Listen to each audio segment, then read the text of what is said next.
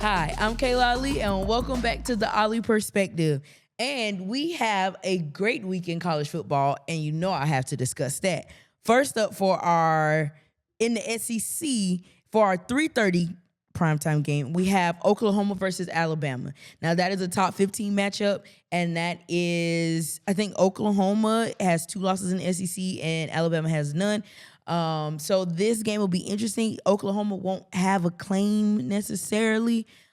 This would help Oklahoma's chances of making it to the college football playoff, and then a loss for Alabama would hurt them in their chances for a college football playoff, and it would possibly take them out of the running for going to the SEC championship game. But in that matter, as someone who is both a fan of Alabama and a fan of Oklahoma, I don't know how to feel about this. It kind of sucks when both the teams you like have to come and play against each other. But last year, I think Alabama overlooked Oklahoma. I mean, Brent Venables has an amazing defense. He always has he's going to coach an amazing defense. In the past 2 years, he has had a top defense. And I'm talking about he has probably one of the most I wouldn't want to say versatile defensive line front, but I would probably say one of the deepest defensive line fronts in America. I mean, all 6 guys in rotation can get a sack in any given moment. Their ability to be fast off the ball, their first moves are always quick. And I'm talking about outside linebackers. I'm talking about defensive tackles. They are all quick. They're all fast. Their first movement, their arms are fast, their hands are fast. And they just cause havoc for quarterbacks consistently. The downside to Oklahoma is their offense. Can their offense score enough to keep up? Can their offense do what needs to be done? I mean, John Mateer, he went from being possibly a Heisman contender in the first 4 to 5 weeks, and then he had surgery on his hand. He hasn't quite been the same since. They've also had a revolving door for their offensive line because of some injuries. So they never really found that continuity offensively for their quarterback. They have a pretty much non-existent run game. So it'll be interesting to see how their offense will form against Alabama's defense. Now, I do think Oklahoma has the better defensive line. They cause more pressures. They wreak more havoc. But I think Alabama has the better end in the secondary and in the middle linebacker play. I think that's where Alabama has the edge. And I think Alabama offense can score when they are on fire. But lately they've been able to win now, but Alabama's offense has not looked like what we've seen previously. They get I think last game they only scored 3 points in the second half, still able to win. Their defense came up big. Kane Womack is doing an amazing job on the defensive side for Alabama and coaching that group up. And anytime they needed to make a big play, they did. Their offense wasn't able to capitalize on it a lot, but anytime Alabama needed their defense to make a stop, they were able to do, or they were able to get a takeaway. They're plus 11 in takeaways so far. They do a really good job. Alabama's defense does a really, really, really good job of taking the ball away and coming up with timely plays. Now, they do give up a lot of yards. They do. They are a bend but don't break type of defense. This game is going to come down to the offenses. I think the defense are going to play very well, but it's going to be what offense makes the right play during the right time. And if I had to guess, I'm going to say, because they've done it so consistently, Alabama will come out. But I think this game is going to be like 15-12. Like, I don't think it's going to be a high-scoring game. I think it's going to be a very low-scoring game. And then what's going to give Alabama the edge is this year's the atmosphere in Tuscaloosa and T-Town have been completely different. And I think the crowd is going to play a major part into Alabama winning that game. Okay, but it is a great matchup, and Oklahoma is not a team to look over. Okay, not at all. Then we're going to have Texas and Georgia. That's a 7:30 game. Now, Georgia has just been a team that, first of all, only person that has had their number wholeheartedly has been Alabama. But every week, in and out, Georgia's offense starts slow, and then they find a way to win the game at the end. And I think it's going to be the same thing. I think Georgia is going to beat Texas. It's hard to beat Georgia in Athens, okay? It's not an easy place for anybody to win, okay? I think Steve Sarkisian is going to call a great game offensively, but I don't know if his quarterback, if Arch Manning is going to be able to do what he needs to do in order to come through with the win. I mean, if you look at Arch Manning's numbers compared to Gunnar Stockton numbers, they're only big difference to me that I've seen is the fact that Arch Manning has thrown 4 more interceptions than Stockton has. But Georgia defense is going to do great as well. Georgia has a solid running game. It's not over the top, but it's a very solid running game. Whereas Texas has kind of struggled to run the ball a little bit. But I'm excited to watch that game as well. It's going to be a big week in the SEC. If Texas can pull off the win, I think that'll be one of the biggest shocks. I think Georgia will definitely beat Texas in that bout, all right? Those are the 2 games that I'm really looking for. I'm really looking at to see what kind of happens. I also think, I know this might sound crazy. But South Carolina at Texas A&M. I know people are writing off South Carolina, but I don't think you need to write them off this game. Yes, I've seen what Texas A&M has done, and I think Texas A&M is a good team. This game could either go 2 ways. It's either going to be a blowout, or South Carolina is going to dig deep and pull off one of the biggest upsets of the season, being 3-6 going into College Station and beating Texas A&M.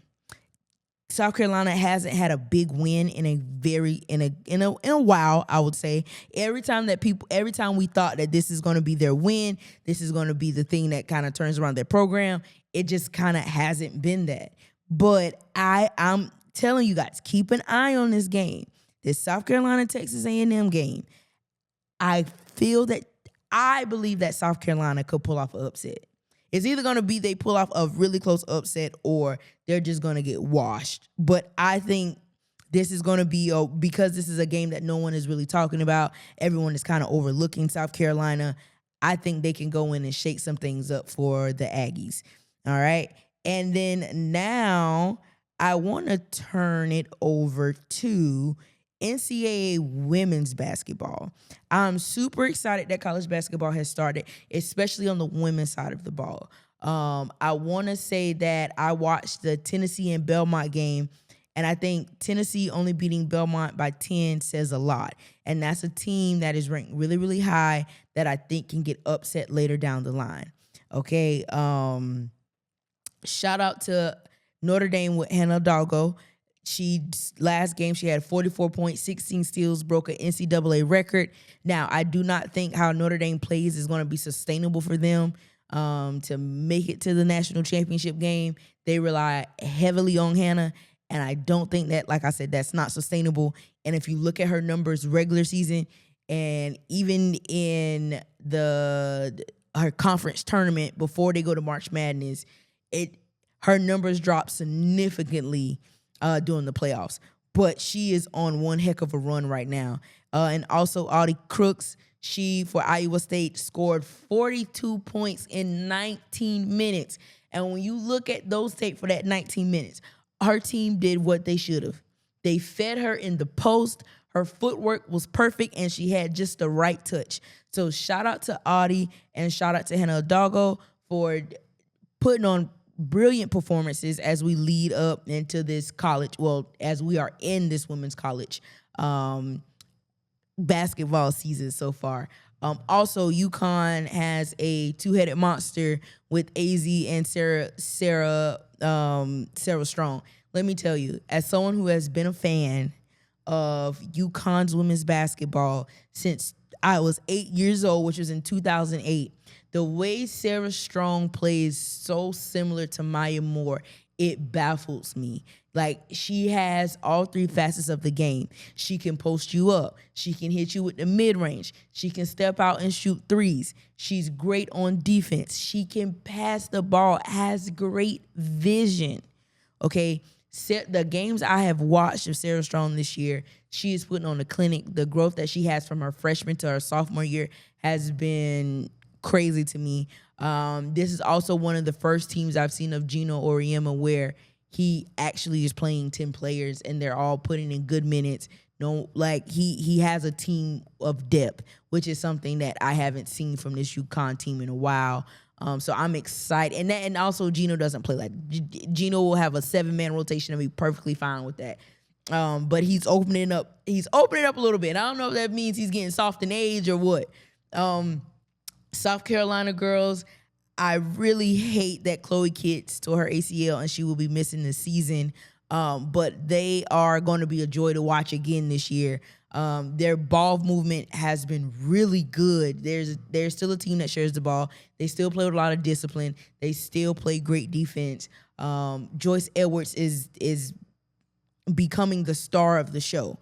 Okay, she is a great post player. She's a great passer. She's a great defender. She has also shown growth from her freshman year to her sophomore year. So the battle that I'm going to see, but I'm not. It's not a battle. It's the way that I'm gonna be watching the trajectory of Sarah Strong and Joyce Edwards because I think they are the best two players in their league. In their class to me in terms of being a complete player. And I'm excited to see where they end up being. And also, it's going to be a tough matchup. We're going to have the battle of who's the real USC coming up between South Carolina and the University of Southern California. And I think I'm definitely going to. I'm biased because I'm a South Carolina girl. I'm going to give that to South Carolina.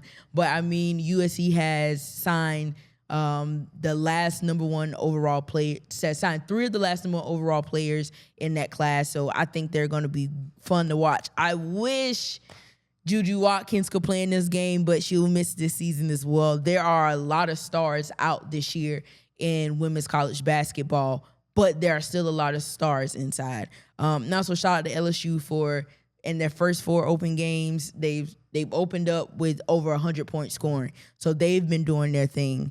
And lastly, I'm going to go back to football. I want to talk about the NFL. The 2 teams who I have not expect to be as good as they are the Indianapolis Colts and the Patriots. I knew the Patriots was cooking something on the defensive side of the ball, but I did not have a lot of faith that Drake May could be a consistently good pro-level starting NFL quarterback, and I was wrong. He has been making great decisions. He has been making accurate throws. Their play caller has definitely slowed the game down for him and has been able to make the right calls for him. He doesn't really have to think a lot. And I see that as I watched him this past Thursday night when they played the Jets. He can be that next franchise quarterback for sure. So they didn't waste a pick in him, I'll say that. So shout out to the Patriots, the Indianapolis Colts. Jonathan Taylor, man, I'm sorry. I hate that I didn't pick you up in fantasy. I was letting your injuries get the best of me, but man, when you are healthy, I will not make the mistake again, I tell you that. He has been great. I mean, just great. Shout out to them for going in and getting Sauce Gardner. Even though I'm not going to lie, Sauce Gardner has not impressed me this year at all. I'm not saying he has regressed, but I'm saying I've seen him get beat a lot more this year than I've seen him get beat previously. But they went out to try to make their defense better, and I commend it. They're trying to win and win now. And I think that there's nothing wrong with that. I think they have every right to go out and do that. So shout out to the Patriots and shout out to the Colts for being the surprise and the shock of the season. You know, every year in the NFL, we have those. So that's all I have for today's show. But I'll be back next week. Please make sure you like, comment, subscribe, and make sure you share and repost. If you have any questions, comments, or concerns, please feel free to email me at theoliperspective.com. Once again, this is Kayla Ali, and this is The Ali Perspective.